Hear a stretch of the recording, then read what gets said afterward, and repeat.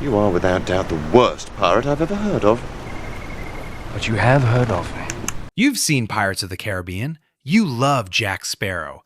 Everyone does. But here's the thing. Jack Sparrow is not the hero of this trilogy. Will Turner is. And the fact that most people don't realize that, the fact that Will has been standing in the shadow of Johnny Depp's performance for over 20 years is maybe the most interesting thing about these films. Because when you actually look at what Will does across 3 movies, what he sacrifices, what he becomes, you realize you've been watching the wrong character this whole time. Let's be honest about how Will Turner is usually described. Bland, boring, generic hero. He's the love interest, the straight man, the guy who exists so Jack Sparrow has someone to react to. That's the conventional wisdom, and it is completely wrong. Will Turner is a man with no identity, no history, no belonging, who spends 3 films trying to earn all 3 things. And by the end of At World's End, he doesn't get a happy ending. He gets something far more complicated than that. He gets meaning. But here's what's remarkable. The film tells you exactly who Will is in the first scene he's in, before he says a word, before he does anything heroic, and almost nobody talks about it. So let's start there. Will's introduction is the opposite of Jack Sparrow's. Jack enters on a sinking ship, performing grandeur while drowning. The camera literally looks up at him. It's comedy built on the gap between presentation and reality. Will enters in a forge, working, alone, precise. The camera doesn't worship him, it just watches. And what it shows you is a man who is extraordinarily good at something that nobody sees. He's making a sword, one of the finest swords you'll ever see in the film. But he's not a soldier, he's not a captain, he's not even a free man in any real sense. He works for someone else, in someone else's shop, making weapons he'll never use. That's the thesis of Will Turner in one image. A man with extraordinary potential trapped in a role that doesn't fit him. And then Elizabeth falls off the wall. Notice what Will does when he finds the medallion on her neck. He recognizes it. Instantly, his whole body changes. He says nothing. Orlando Bloom plays it completely internally, but you see it. This means something to him that he can't explain yet.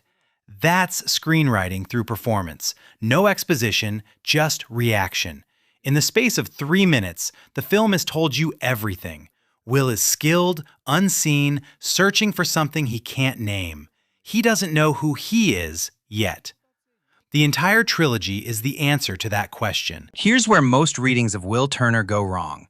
People say he's passive, that things happen to him rather than because of him. Look closer. Will Turner makes more active choices in The Curse of the Black Pearl than almost any other character in the film. He breaks Jack Sparrow out of jail, his idea. He negotiates with Barbossa using his blood, his idea. He turns on Jack at the last second to save him, his choice. The difference is that Will's choices are never flashy. Jack Sparrow does things with a wink, a flourish, a joke that lands right before the explosion. Will Turner does things quietly. He decides, he acts, and he doesn't perform it. And we've been trained by decades of blockbuster filmmaking to read the performer as the protagonist, the one who takes up the most space, the one the camera loves. But Will Turner is the moral engine of this story. Think about the central question of The Curse of the Black Pearl. What does it mean to be a good man? Norrington is the law. He's correct, but he's rigid. Barbossa wants freedom. He pursues it through cruelty. Jack wants survival. He'll sacrifice anything for it, including his principles. And that's what makes him fascinating to watch, but unfit to be a hero.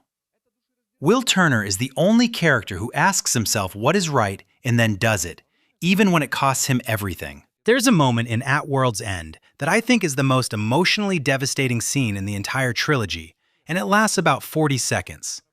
Will and Elizabeth have just gotten married, in the middle of a battle, swords still in their hands. It's one of the most beautiful and most brutal sequences in any blockbuster from that era, because the wedding isn't a celebration, it's a goodbye that both of them know is coming and neither of them will say out loud. What makes it work is Orlando Bloom. This is a film where Johnny Depp is doing everything. Jeffrey Rush is chewing scenery, there are sea battles, Keira Knightley giving speeches, Keith Richards appearing as a cameo, and Orlando Bloom stands in the middle of it and does almost nothing. His face in that scene is completely still. He's not playing joy, he's not playing grief. He's playing someone trying to hold two things at once, the best moment of his life and the worst, and just barely managing to hold them both. That's the performance people missed. They called Bloom wooden, blank, outclassed by everyone around him. But stillness in film isn't absence. Sometimes, stillness is the loudest thing on screen. Will Turner became the captain of the Flying Dutchman at the end of that film, cursed to ferry the souls of the dead across the ocean, able to set foot on land one day every 10 years. That's not a happy ending. That's a mythological tragedy. And the film earns it, because it spent 3 movies building a man whose entire arc is sacrifice, who gives up his father, his freedom, his ordinary life, and at the end, even his marriage, in service of something larger than himself. He becomes a legend, but he pays the full price for it.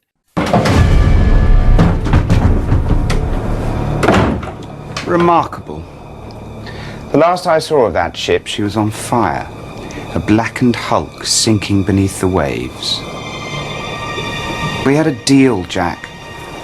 I contracted you to deliver cargo on my behalf. You chose to liberate it.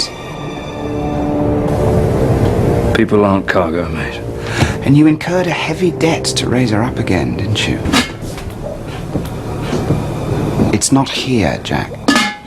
Here's the part of this video that goes beyond the films. Jack Sparrow became a cultural icon because he represents something we fantasize about: total freedom, charm as a superpower, the ability to walk into disaster and stumble out ahead. We don't want to be Jack Sparrow, we want to feel like him. Will Turner represents something different.